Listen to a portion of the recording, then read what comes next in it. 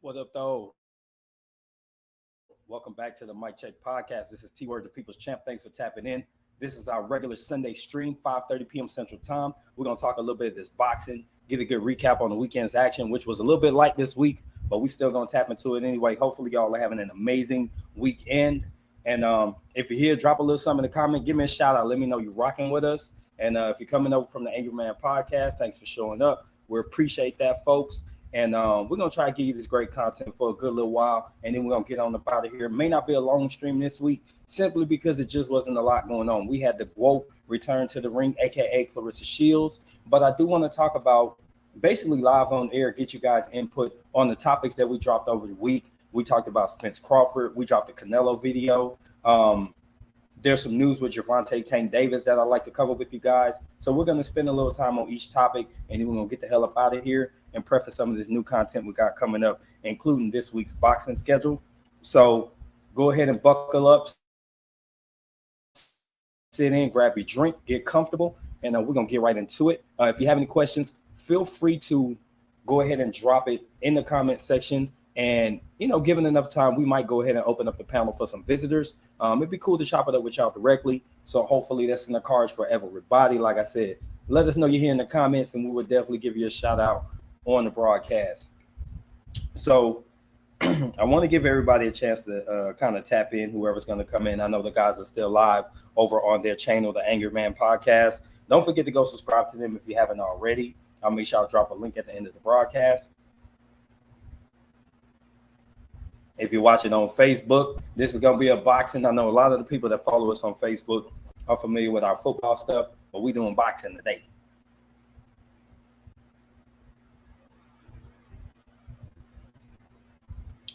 All right, let's see. I'm going to throw some music on back here. Set the zone, set the vibe a little bit. Some of this custom-made music I've been putting together for these shows. Hopefully you all have been enjoying these beats and all that good stuff. Let's see.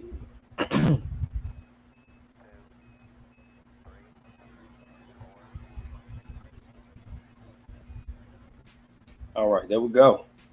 Got a little music rocking in the background. So we're going to go ahead and get warmed up and talk about our first topic, which is let's talk about this Gervonta Davis situation. I got an official video coming about it, which is going to be specific to how we got here and what he can do to get his situation back under control. Because in my opinion right now, Tank has put himself in a real sticky situation. Specifically, this phone call that came out that everybody's been making videos about on Sunday. I'm not going to do a video about it because we're talking about it right now. So the biggest thing with Tank is that he was sentenced to 90 days home detention, 200 hours of community service, and then he had a 3-year suspended sentence on probation. So in most people's case, if they were to be given that type of situation, they're going to tap on up out of there. They're going to be like, you know what? This is too much for me. I have bigger fish to fry. I have better things to do. I'm going to go ahead and settle myself down. What I believe happened in this situation is that his attorney gave him some bad advice. So the way the process works is if you're given any specific instructions via the courts or the court system or a judge specifically, typically your attorney is going to go in and any appeals you want to file, any adjustments you're looking for, any petitions, they're going to go from your attorney directly to the judge. From that point forward, the actual person, the offender in this particular case, isn't going to talk to the judge anymore. You're not going to call a meeting and be like, let me talk to the judge right now. Your attorney is going to go through the proper systems, and they'll probably never talk to the judge again. They're going to send it into whatever clerk of courts, and then these different district attorneys and so on and so forth. They're going to do some negotiations, and then what will happen is they'll present an offer to the judge, who would then call a hearing, and then things will happen. So what I'm believing happened is his attorney told him, I'm going to file this petition, but in the meantime, you go ahead and do whatever you want to do. Go ahead, get this place, go ahead and move in, get settled down, and if any changes come up, I'll let you know. So from Tank's perspective, he more than likely, let's think about it. Tank is a really sharp boxer. I think he's a really cool individual, but he's not somebody that comes off like a person that knows the legal system. So when you think about it from that perspective, he probably didn't know what the hell was supposed to come next. He simply just had the advice. What up, though, Brian S? Welcome back to the channel, bro. He basically just took some advice from his attorney, who copped to it. The attorney basically said, like, I fucked up. Peace, Legal Legacies. What's happening, fam? You know what I'm saying? His attorney basically kind of left him hanging because I believe he acted on poor legal advice. And maybe this is letting Tank off the hook, but I don't think it's letting him off the hook by saying, if your attorney tell you it's all good, it's all good. I don't know if anybody that's in the chat or who's watching the replay that has had any dealings in the legal aspect. But if your attorney is the one, they're your proxy. They're speaking on your behalf. If they tell you XYZ, then it's XYZ. It's not ABC. It's not DEF. It's all that. Yeah, so here's my understanding.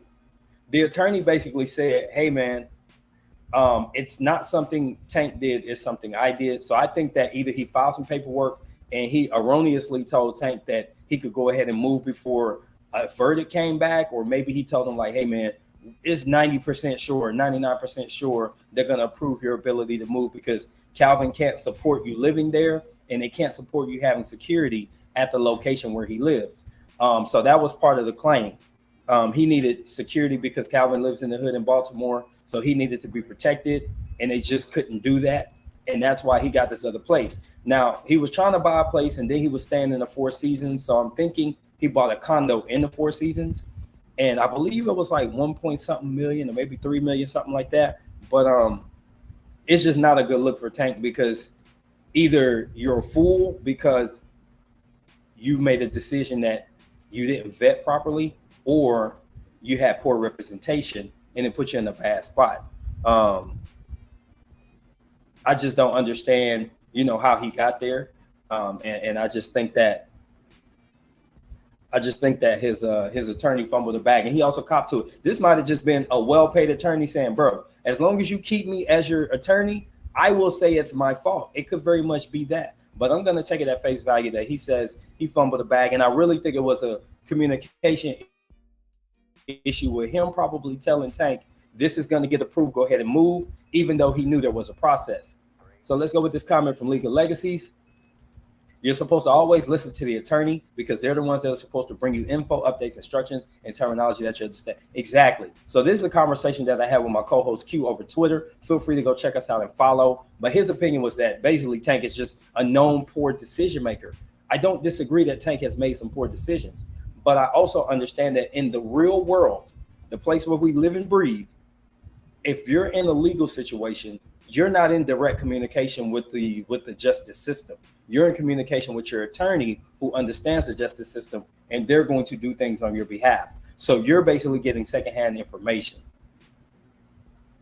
Brian S says they should have filed that motion regardless. I heard the judge say they had no idea. So yeah, that's what I'm saying. But if Gervonta is trusting that his attorney, if he requested it and he told his attorney the situation and the attorney says, I got you, what comes next? Do you say, well, hey, I got you, but I need you to stay at Calvin's house for the next 15, 20 days while we wait for this motion or this petition to process? And I believe this is where it got dicey for Gervonta Davis. And all of a sudden we end up with him getting an impromptu hearing and he's put right in jail. He came out with this audio. They got this audio that came out. Somebody talked to him on the jail phone, and this was some dumbass shit. He's kind of sort of bashing the judge. And I'm like, if you had any inkling that you might be able to file something where they could get you some early relief, you put yourself in a bad spot simply because the attorney's going to hear about this. This video, this soundbite, this 1 minute soundbite is making its rounds on social media. So as the person involved, I would be pissed off. Somebody leaked this out. I don't know who leaked that out. Basically, he said, like, I just want to get the word out that, they had it against me, whatever. None of that matters at this point. You did two specific things wrong. You were involved in an illegal situation with all the specific charges that got you landed on probation, and then you violated probation. Whether it's your fault or your attorney's fault, you can't be upset that the judge did their job. And I think that's that's kind of where I have a break from, riding with Tank or whatever. Is this video, this soundbite is stupid because you put yourself in a bad spot by violating your probation terms and then turning around and putting out this soundbite that everybody's gonna hear. So the judge might come back and be like, you know what, F that. I gave you 3 years. You're gonna serve a year of it because you've done something that's outside the realm of what I feel is for an upstanding citizen. You know what I mean? So I don't understand. Sometimes I get that Tank is surrounded by hood dudes. Coach Kenny, he from the block. Coach Calvin is from the block. A lot of the other dudes, his mom, she's done her street stuff. So I don't know that he has the best people around him that's going to say, hey, this is how you navigate this. I think the difference between him and Floyd Mayweather, Harrison Brooks says he still has yet to learn accountability. Just this judge may try to teach him. I don't disagree. This soundbite that comes out definitely sounds like a lack of accountability. Like I said, I was basically speaking up for him until I heard the soundbite. Then I'm like, okay, you're shooting yourself in the foot by making these statements, because it's real easy for that judge to say, well, F it, I'm gonna sit you down for longer. And you got that other case coming up in Florida, and that judge might just say they couldn't get you because you already had, a final say on that case, but I can get you and I can punish you for past doings without saying this for past doings. So mum should be the word, zip lip and all that good stuff. But a point I was going to make, and then we can move on to our next topic of the day. Floyd Mayweather found himself in similar sticky situations. I think the difference is Floyd had a family that came from success and stardom. The Mayweathers were known between Roger and Floyd Sr. So they already kind of knew how to connect themselves with good legal people. So Floyd did one thing really smart from the beginning. He put a fire attorney on his team, and he made sure that he was protected. So he was able to get the best served. And what you didn't see was Floyd coming out doing interviews, talking on the jail phone, and people releasing statements on his behalf. The only statement you heard when Floyd went to jail was he was talking about his health was deprecating because he wasn't getting the proper care, and he was having issues with his hands because that was coming off the time where he was continuously having those hand issues from fighting. But this is a good time maybe for Floyd to step back in. I think had there still been more of a direct connection to Floyd as far as his promoter, this all might have gone different. I don't even think he'd have gotten house arrest if Floyd had been there. They might have been like, go do 30 days in maximum security jail or solitary confinement, and then we're just going to wash everything else away. I believe that's the type of influence that Floyd might have had over the situation. So I'm going to close that topic right there. And let's go ahead and talk about one of the videos we dropped this week. I'd love to get some live reactions from you guys. We talked about Terrence Crawford and his recent marketing campaign heading into the biggest fight in boxing, Terrence Crawford versus Errol Spence Jr., the fight for welterweight supremacy. So as you can see on the screen, he was with the, what's his name, Ariel Helwani.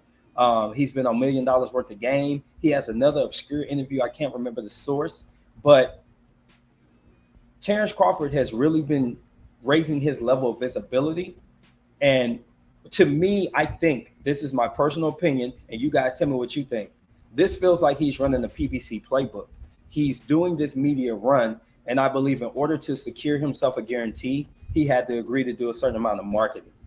He was also on First Take with Errol Spence. Do you all believe this is by design from the PBC, or do you think maybe Bud and his team have decided to do this? Because if I'm not mistaken, he signed with CAA, who helped facilitate this deal with the PBC. So I think he just wanted the right representation going into negotiations, and lo and behold, they got the fight done. So do you all believe that this is something from his own camp, or do you think that maybe this is a contractual thing, or do you just think, what do you think, I guess is my opinion. According to the video that I dropped, I feel like he's not bad talking Spence. He is questioning his resume, and that's another topic we'll spin off to from this one.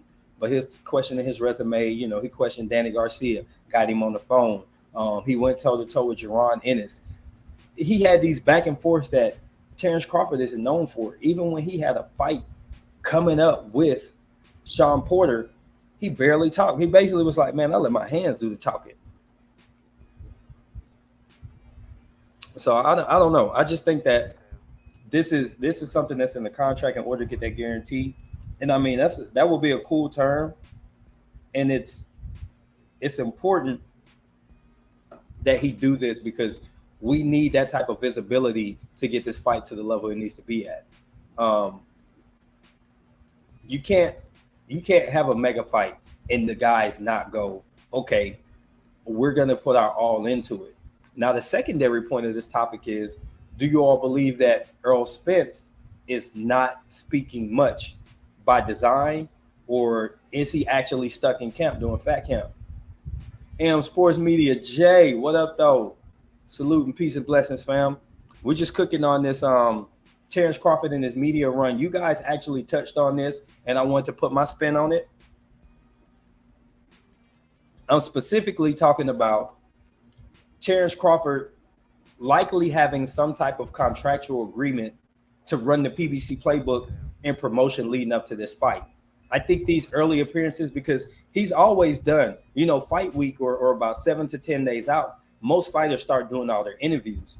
He's 60 days out and he's already in the media talking that talk, basically trying to walk the walk. And I'm thinking that PBC was like, look, if we're gonna give you all this damn money, we need you out there telling people who you are and why they need to see you fight. Something else I think is sneaky good in a marketing campaign is that PBC has instructed these dudes to say, this is the biggest fight in boxing. This is the biggest fight since Hagler Hearns, Sugar Ray. They're telling them to push this out because I believe that it's the best way to get people to pique their interest. It's the best way to get people to say, yeah, man, this is definitely the fight that we need to see. This is the fight we need to spend our $85 or $100 for.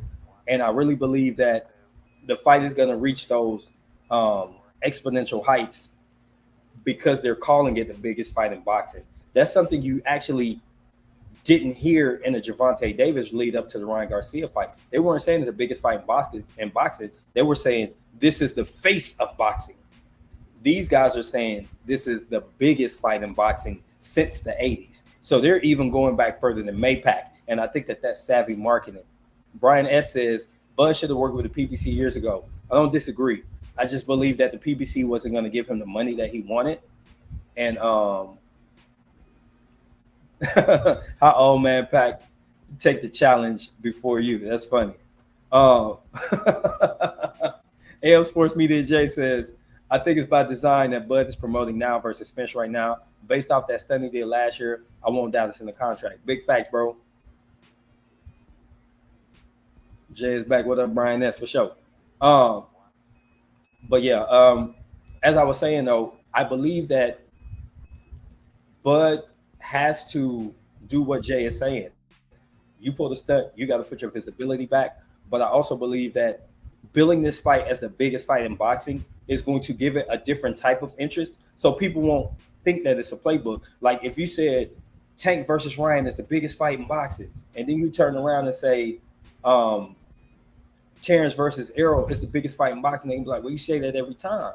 And only one of them was for belts. You kind of devalue the undisputed aspect. But now you can say that, and coming on the heels of Loma versus Haney, you kind of get that. You can compare it to that too. Like this was for undisputed, but both of these dudes got belts. These are current standing undefeated champions. Loma already had 2 losses, so you can kind of juxtapose the importance of this fight and the high level chess that's going to happen, and that's going to be a great marketing scheme. I also believe that we're going to see a more traditional path to marketing compared to Tank and Ryan, because those were social media stars. So the social media aspect of promo started first, and then they went to traditional media where the last 10 days before the fight, every time you open YouTube, you saw the Ryan and Tank commercial.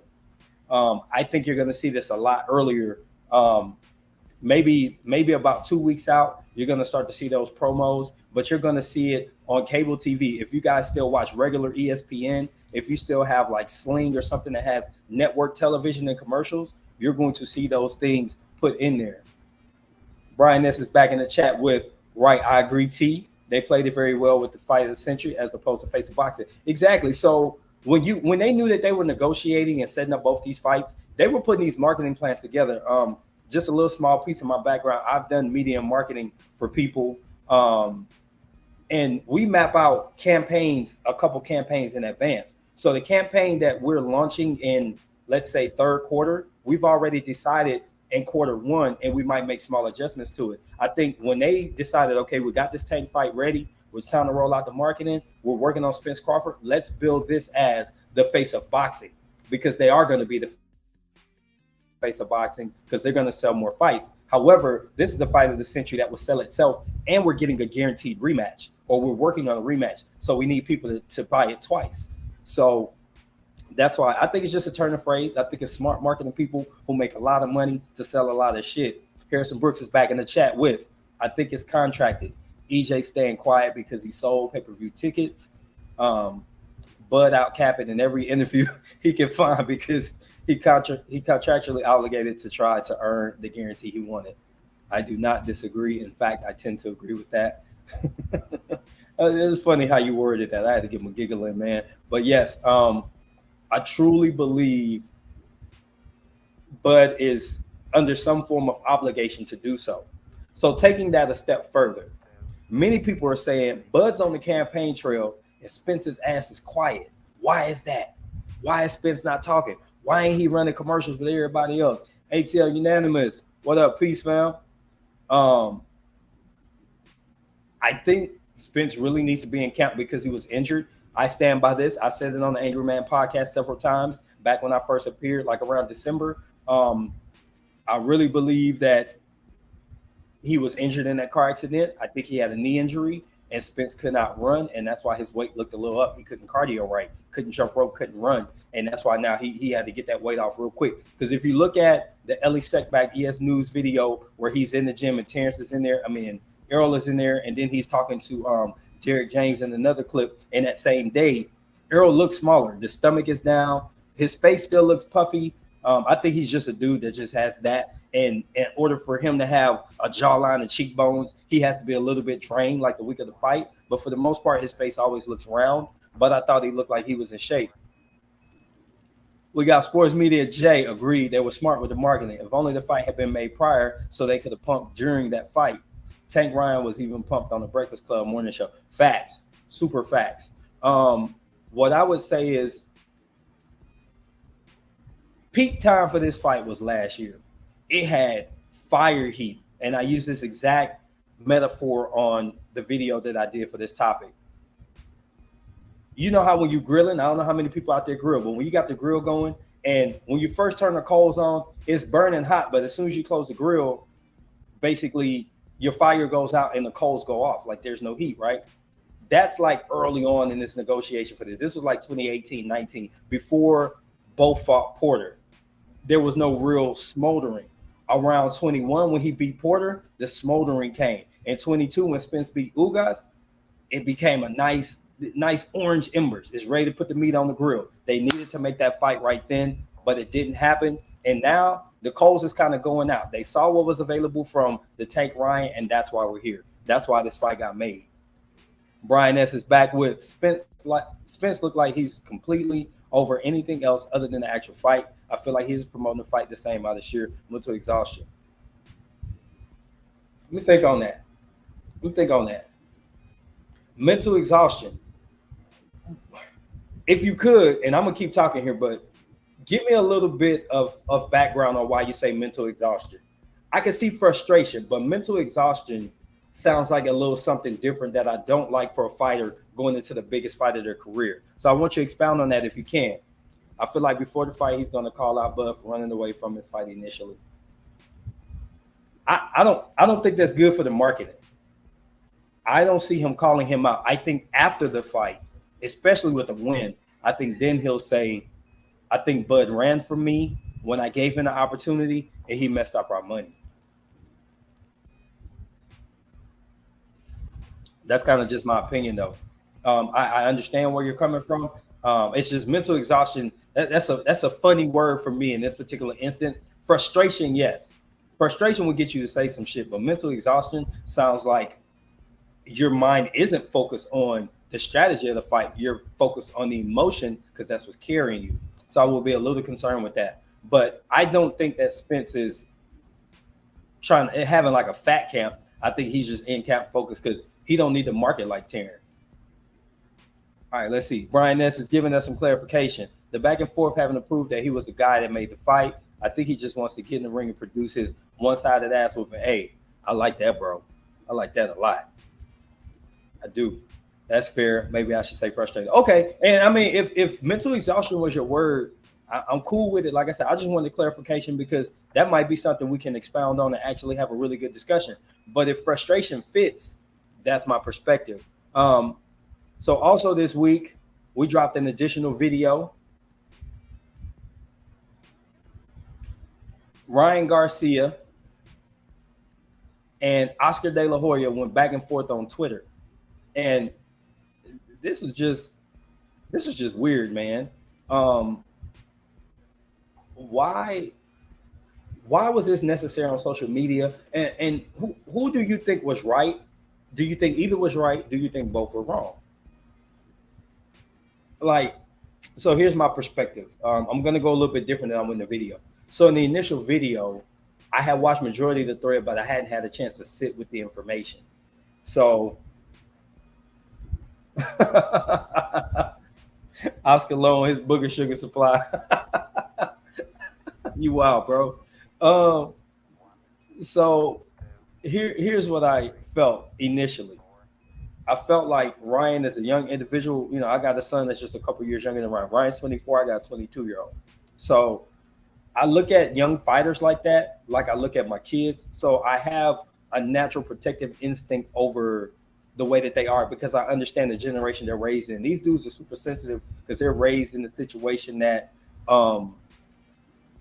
you know, emotion is big on their plate. You know, that's not, you know, I'm 45. It's not like that for my generation. So I understand that these kids handle frustration different. They handle pressure different. You know, a lot more pipes are busting these days because of that. So I look at Ryan Garcia in that way, and then you filter in the mental health reason that he stepped away from boxing for nearly 2 years. And I felt sorry for him. I empathize with him because I'm like, well, damn, bro. You had these people around you that you thought had your best interest in mind, and it really left you hanging the day of the biggest fight of your life after a loss.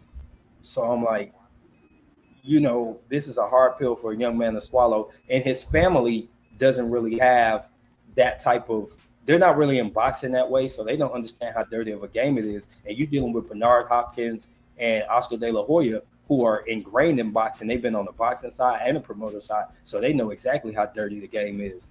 So to me, I just felt bad for Ryan. Now, I was able to step back from it and sleep on it and get some other opinions. And I thought about it a little bit more and I said, well, from Oscar's perspective, what he's telling Ryan is you need to be accountable for the decisions you made. Don't be mad at us because you went out there, you accepted some terms that were unfavorable, you took a L, and now you mad at us. I don't like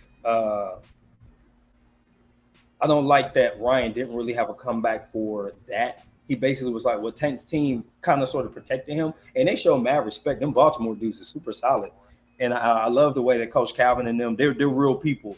The way that they treated Ryan and his family after the fight, I 100% respect that, and Ryan recognized that, and so he spoke on that. And I thought maybe that's something that you don't say publicly when you're still under contract with somebody, and that was kind of a you know, nails on the chalkboard type of moment. But then Oscar came back because he's emotional, and for an old ass man, Oscar be in his feelings a lot, and then it just went back and forth.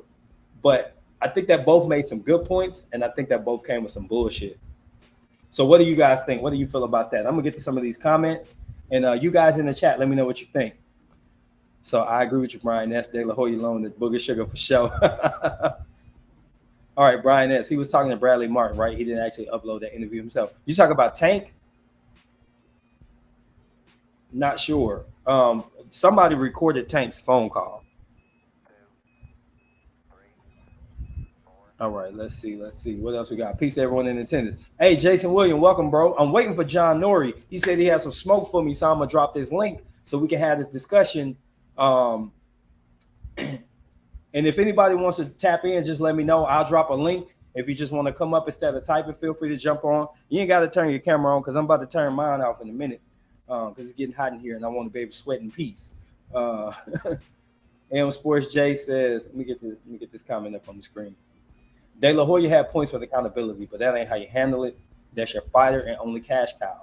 Got to make it right behind the scenes. So this type of outburst came out. Yes, 100% agree. You still obligated to this dude. So I think that there comes a point in time where, as the elder statesman, you got to say, Ryan, we're not going to do this online. We're going to talk in private. Greg, what up, though? Say the fishnet's still the fishnet's still in Oscar's system. Man, he ain't gonna never let it down. Never ever. Yo, Greg from the Angry Man Podcast, AM Sports Media, Jay from the Angry Man Podcast, AM Sports Media. Shout out to my guys. Listen, when I say these dudes show me mad love and really support my channel, you know, I was there in the early stages of their channel, and I just love watching them grow. And they've been doing the same for me, giving me that same kind of early on support. So if most of you guys here already subscribed, but if you're not, go subscribe to my guys. If you're watching the replay, the Angry Man Podcast, AM Sports Media, they dropping content every damn day, 3, 4, 5, 6 videos. You're gonna see Greg with the thick tongue and Jason with the robotic knees every day. So tap in and holler at my guys. Hey, if y'all could, drop your link in the comments so I can post it on the screen. Angry Man Podcast, AM Sports Media. But back to this cook on Oscar and Tank. And hit that like button while you're here. I'm not looking to see how many likes we got, but please do it. Hey, appreciate that, Brian. Yes, sir. I'm starting to pump it a little bit stronger, man. I made some adjustments to my schedule, so we getting this content out. Don't forget to tap in. When you see my bro Q on here, tap in. We got a new guy on the squad, LL Cool K, the casual man, not the casual fan. We're expanding the team, and we're really trying to put this content together. Got some great Spence Crawford shit coming for y'all.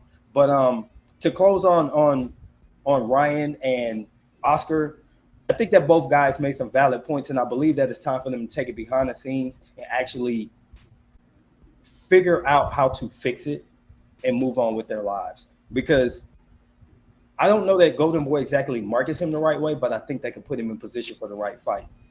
And that would make sense. Jason William in the chat, HTG and BKJ, Heavy Tongue Greg and Bad Knees Jason.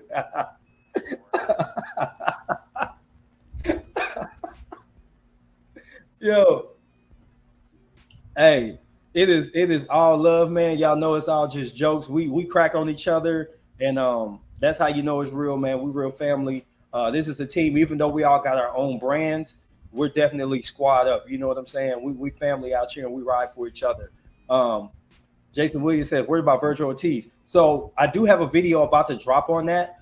So if you have a specific question about Virgil, if it's not already in the video, I'm happy to answer. But we could talk about it a little bit. I am excited about the fight. I go into detail, a little bit of analysis, but I like Virgil Ortiz as a fighter, and I think that he's definitely one of those guys who gonna have a good run at 147. Now, my issue is this. If that rap, though, is really based on him struggling to make weight, the only reason he's at 147 is because he has a title shot. Even if he's successful, I think he should fight at 154. What do you guys think about that? He's a good fighter, but it's known he wins versus standing on this can't help him for sure. Yeah, for sure. And I agree with that. I think a high-profile fight for a championship is good. So let's take a second to talk about this. Let's talk about the boogeyman aspect, why two people left the WBO rankings in order to pursue title fights in other areas. So think about this, guys. You had Virgil at number 1 and Boots at number 2 in the WBO for nearly 2 years. Neither guy got a title shot. What happens next is Virgil decides to fight 2 WBO eliminators, and he's all of a sudden in line to fight for the regular title, which puts him in line to fight for the actual title immediately. He could call a mandatory, similar to what Tank Davis could do for Devin Haney, except Tank ain't about to give up that kind of money with a 25 or 35% purse split. Okay, let's take it a step further. Jaron Ennis is now an interim champion. So these guys could be paper champions versus waiting for Bud to fight them. You're actually in line to be considered a champion, which changes your marketability, your payday, and raises your profile. So while in the lexicon of traditional boxing, the historians of boxing, what they're doing ain't shit. But in the business of boxing that exists in 22, 23, 24, and going forward, how you can market yourself and how you can increase your revenue share is the most important thing on a fighter's mind, next to having your body in shape to get in the ring. Like I said, anybody that want to tap in, I know the guys just talked for 2.5 hours, so they may not want to strain their vocal cords, but I'm gonna drop this link anyway for my guys and anybody else that's interested.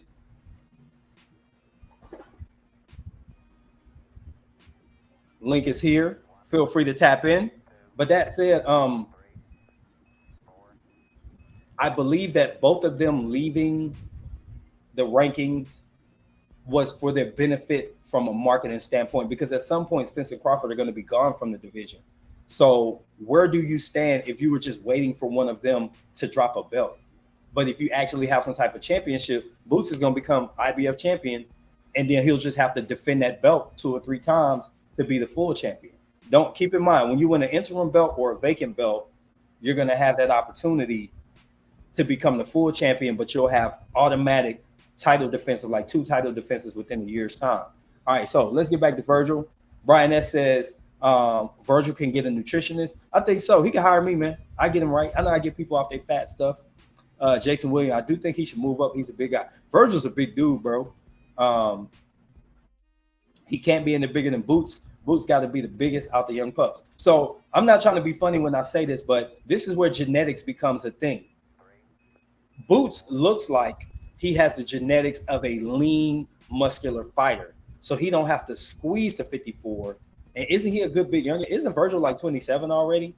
Boots doesn't have to lean out to squeeze into 47. I think Virgil, you could look at him, he's kind of got more of a pudgy look. I think that makes a little difference. He's not a super muscular dude. He's just a big frame guy. So it's harder to keep the weight off and get down to fighting shape when you're that kind of frame. Boots is built like a bodybuilder. And you could tell that he just been that way. Like, he don't have to work out that much to get that physique. Virgil has to work his ass off to look like that. Jason Williams in the chat with Brian S. True, but he seems to have much better genetics in terms of weight management. Damn, bro, you reading my mind. I like where you're going with that. See, we be on the same page when we talk about Spence and Crawford. You be on that other shit. All right, Brian S. says, T the nutritionist. Hell yeah, bro. Nutritionist, personal trainer, meal planner. You need it, I got it. Total Camo Fitness. I ain't wearing a shirt today, but that's a real live dog in this game. Check me out on Instagram. I get them people right. But I could definitely get a boxer in shape, conditioning, training, the whole 9. But that being said, I believe that that's a big issue for Virgil. Is he's not exactly at the weight class he should be at, and he's not busting at the seams. It's just Virgil probably like to eat, man. Look at Tank, bro. Like, if you look at how Tank is, like that snapshot they had of Tank getting arrested or heading into court the other day, because you could tell it's recent because he had the little baby braids. Tank then already blew up in like a month. So he's not big like he used to get, but Tank already put the weight on. I think Virgil's the same way. They got them round boy genetics and fat boy genetics. They like donuts for breakfast. They like, glazed tacos and shit like that. So that's kind of why I believe that Virgil probably will be better served not having to shrink down. So let's go ahead and pivot to this next topic. I'm just rolling through some of the things that we talked about this week. Here's another video I dropped. And before we do, I'm going to bring on my guy, Greg. G, what up, though? What's going on with you, man? Give me 1 second. Let me get my earbud in. Wait a minute. Wait a minute. Can you hear me? Yeah, I can hear you. I ain't have my earbud in. All right. I'm in there now. I had 2 things going at the same time, man. I had to jump in. I mean, my vocal cords are a little bit strained from the 2.5 hour show, but I do have a little time to give you. So I want to join in, man, tap in and talk a little boxing with you as well. Appreciate you, my brother. Appreciate you. So I was about to pivot to, did you have something else on Virgil, or you good with me pivoting to the Canelo video I dropped? Nah, man, go ahead and pivot wherever you want to go. Okay, so I'm gonna throw this up on the screen for the folks. So I was talking about Canelo Alvarez has been challenged recently. There's word that came out that Canelo was challenged by David Benavidez. It's Samson Lukowitz is his name. His people said, "Hey, we're gonna offer you 50 million to get you in the ring with David," and we haven't heard anything from Canelo as of yet. So I want to get everybody's opinion. What happened to Canelo to where he decided he just wasn't taking any more tough fights? Is this just the retirement plan, or what's going on with that? So Greg, I'm gonna start with you, bro, and you let me know what you think, because I know you guys talking about this too. So if you don't mind kind of recapping what you guys talked about, and then we'll take it from there. So I think relative to Canelo Alvarez, I just think he's positioned himself in a way that he doesn't have to necessarily take dangerous fights. And then when you think about the WBC and all the other sanctioning bodies, because he's been bringing so much money to their entity, they haven't really been putting any pressure on him to actually take the more dangerous fights. They've been allowing him to kind of operate in the way that he sees fit. I think he's now in a position where if Bivol is not going to take the fight, which it sounds like Bivol is not interested in taking the fight currently, then I think he's going to be actually pressured at this point, because the sanctioning bodies are not going to have any excuse not to make the David Benavidez fight. So I think that that's probably going to be the next fight for Canelo Alvarez. Plus, he got 50 million reasons why he should take the fight. So in my opinion, I think he's going to take the fight. But I just think in the past, he's just been positioned in a way where he didn't necessarily have to take the risk in order to get the reward. Big facts, big facts. He definitely has been able to ride out. There haven't been any real notable threats besides Charlo until now. Charlo had the profile to be an actual threat at 160, and then he hurried up and got the 168. And then you had a guy like Caleb Plant. But other than that, Benavidez was kind of shooting himself in the foot with losing the title twice, once on the scales, once through the courts, basically, the Booger Sugar. But there hasn't been any real threat. But now it goes from zero threats to now you've got two Davids, a Boo Boo, and a Charlo on your ass. And then you still got Caleb Plant. Like, I want my get back. I want to come back at you too. And I think part of it is these guys smell blood in the water. So do you think that that's the case? Like, they're sniffing out like, man, you looking real suspect. And I agree with you that maybe Bivol isn't interested if he can't get his hands on the 168s. And after you go, I'm going to throw something about that as well. Yeah, I definitely think there's blood in the water, man. When you think about how he's performed in his last few fights, I mean, he didn't really look that good against Triple G. We saw some slippers versus Bivol. And then even with the fight, God, what's the guy's name? Right, Ryder. He didn't look all that awesome against Ryder either. So I do believe that all these fighters feel that there's blood in the water. But it's not just that. These guys have wanted Canelo Alvarez for a long time, because at the end of the day, he leads to the biggest paycheck, right?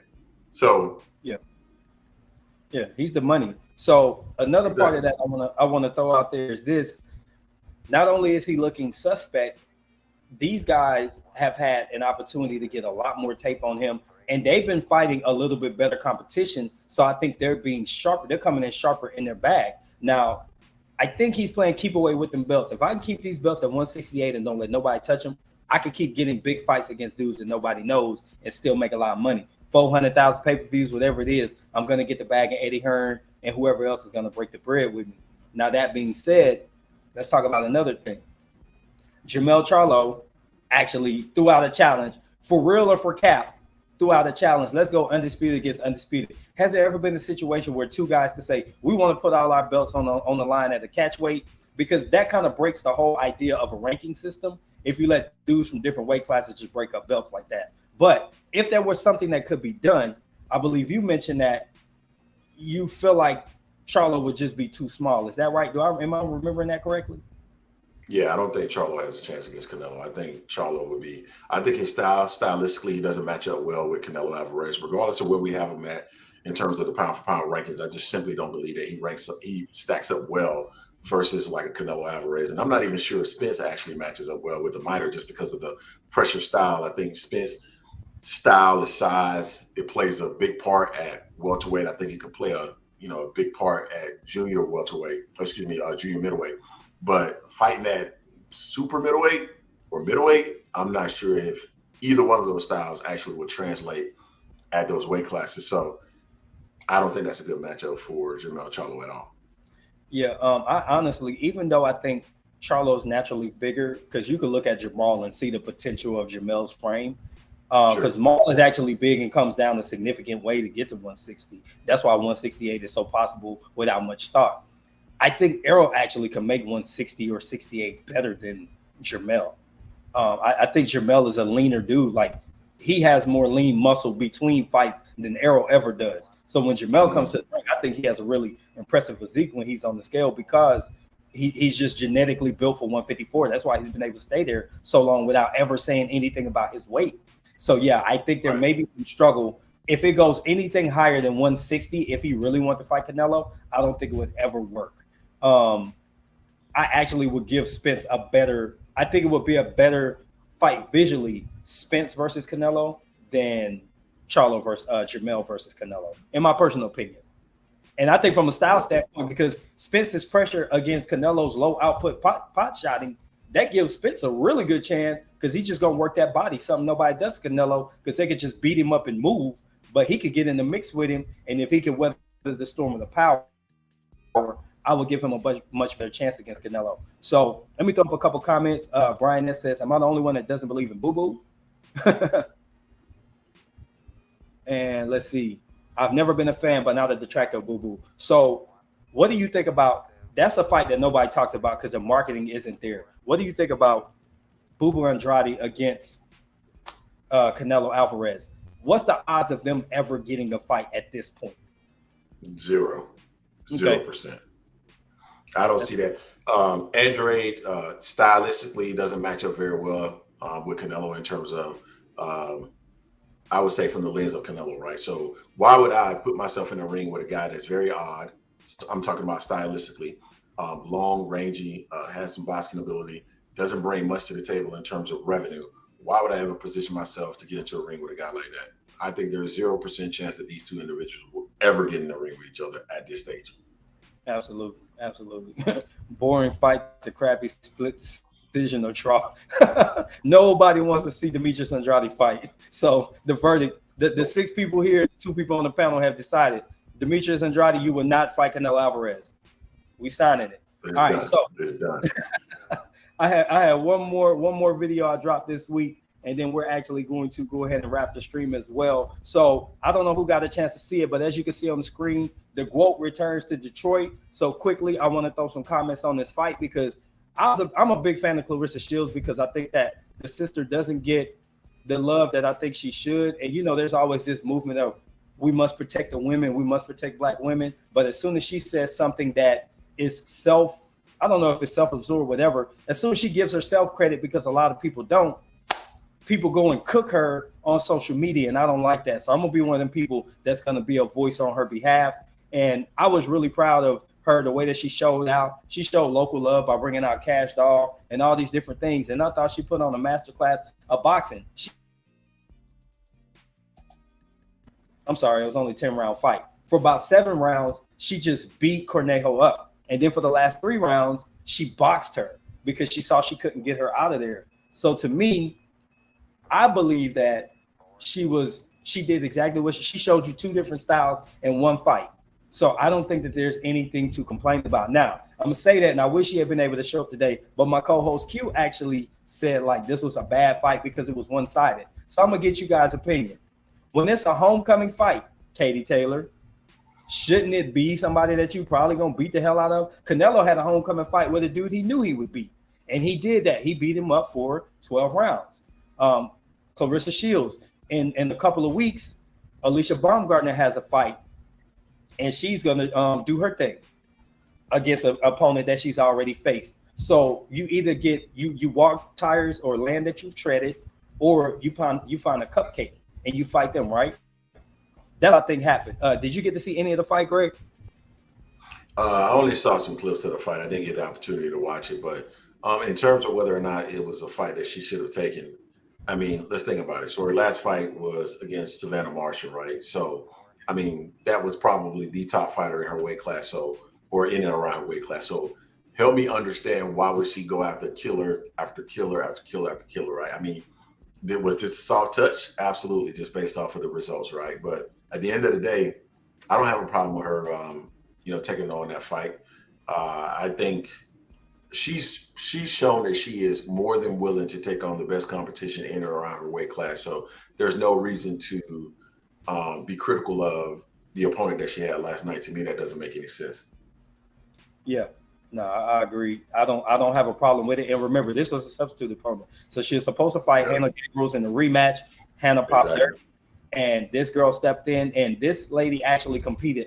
She usually competed like around like junior middleweight instead of middleweight. So she was coming up to fight Clarissa, and this lady had already lost to Franchon Cruz-Dejeuner twice. And she struggled in fights over 8 rounds. She has a losing record in long fights. This was a 10-rounder. Before the fight came, I said she's going to lose a decision. I didn't expect for Clarissa to come out there and put that pop on her ass like that. But she did for 7 rounds. And then the last 3 rounds, she just jumped into her boxing bag and she just put on a master class and she let them hands go. She was slipping, countering, catch and shoot. She did everything you want to see from a boxer. And something I thought that was really important that Shields did, I talked about this in the video, she smothers her punches, and that's why her knockouts aren't there. She also falls in love with the overhand. If she'll turn that overhand into a straight, it's always there because her lead hand sets it up with her opponents. Her jab is so stiff, they start to protect from the jab. The straight is always available, no matter who she fights, except Savannah Marshall. That would get her more knockouts, and it showed up in that fight. When she realized Cornejo was going to be game and they're friends anyway, she wasn't going to take her out. She went on ahead and started boxing, and she made that look good too. So Jason Williams says, I'm sorry that girl was outmatched and outclassed, and Clarissa Shields still couldn't knock her out. I just explained to you why. It was punch selection. And then after a certain point, she decided she wasn't interested in the knockout, and she decided to just go ahead and just beat her up for the next 3 rounds. Last comment here, Harrison Brooks says she landed 2 body shots at the end of the last round and shook her opponent badly. Had she gone to the body, even with 2-minute rounds, she might have gotten out of there. I do agree. The body work was lacking. And if you watch women's boxing, outside of Jessica McCaskill and Sinisa Estrada, there's not a lot of body punchers. Sometimes Ebony Bridges does it when she gets in a firefight in the 50-50, but most people go to the body in the 50-50. When they're fighting from range, they don't set up body punches. So that's something that's common in women's boxing. And I think it belies the trainers trying to keep their fighters from getting hit in the face too much. That's just my opinion. Greg, you got a thought on that? Why women don't body punch? I don't know, man. That's a great question. I'd be lying to you if I told you that I had really even thought about it and why they. I don't know. I don't know. I don't want to sound sexist, so I don't know. That's my answer. I don't know. Damn that. It's the mic check. Speak your mind. But I feel you though. I know that it's the explanation definitely is going to come off sexist. You know, there's no way to really talk about women's boxing without it. But ultimately, the biggest point is that I thought it. Wait, here's a good comment. I thought it was to avoid hitting the boobs like an unspoken agreement. Shit, maybe. I mean, but that's, you know, I'm thinking they don't fight. A lot of them don't really firefight and go to the body. A lot of them kind of windmill. All their punches are high and overhands. Watch Jessica McCaskill. It's like a windmill. So, and a lot of women get like that when they get 50-50s. They don't go downstairs except just a little bit. But there's a future and a reason to protect. I said it. Yeah, facts. I 100% agree. It's to protect the fighters. That's going to be my opinion. But that was all the topics we had this week. I appreciate everybody that tapped in. Appreciate my guy, Greg. Hey, plug your show. Absolutely. I know everybody already subscribed, but plug your damn show anyway for the replay. All right, man. It's AM Sports Media, the Angry Man Podcast. We go live every Sunday, 4 p.m. Eastern Standard Time. We're always dropping boxing content, whether it's short clips, documentaries, stylistic breakdowns of fighters. We do it all on that channel, so come check us out. For sure. And I thank y'all for giving us so much support. So, guys, we're going to go ahead and wrap it right there. I'm about to do my little final thoughts segment real quick, and then we're going to get out of here. Thank you again, Greg. Thank you. All right, guys. So, final thoughts of the day. I'm getting into my little TV show host bag. This is my thought of the week. Fighter-trainer relationships. Why it's important for fighters to stick with their trainer. I believe that fighters and trainers have a relationship that's similar to a familiar relationship, the one that you have with a parent, your mom or your dad or your mentor. There's a closeness in, I hate to use the term intimacy, but I'm going to say that there's a connection that you must establish and share that's going to make your fight go better. I think that when people are changing trainers, they often lack that ability to connect. And sometimes it's a trainer, sometimes it's a fighter, or both. I believe that in this new age where everybody's trying to be popular and they're running to these different trainers, sometimes the connection isn't there. I'm a little concerned that Derek James is not able to connect with every fighter that's coming to him, including Anthony Joshua and Ryan Garcia. So it troubles me of how it's going to affect his relationship with his other fighters. That being said, I would like to see more long-standing relationships with trainers and boxers where we get the best part of the athlete because they're training them to be 100% best version of themselves. In my opinion, that's going to make the sport better. It's going to bring the visibility back, and it's going to give us fans something that we can really root for and attach to, because as much as we love the action, we also love the stories in boxing. So this has been T for the Mic Check Podcast. Thank you so much. Peace and blessings, Fight Fam. I holla. Peace.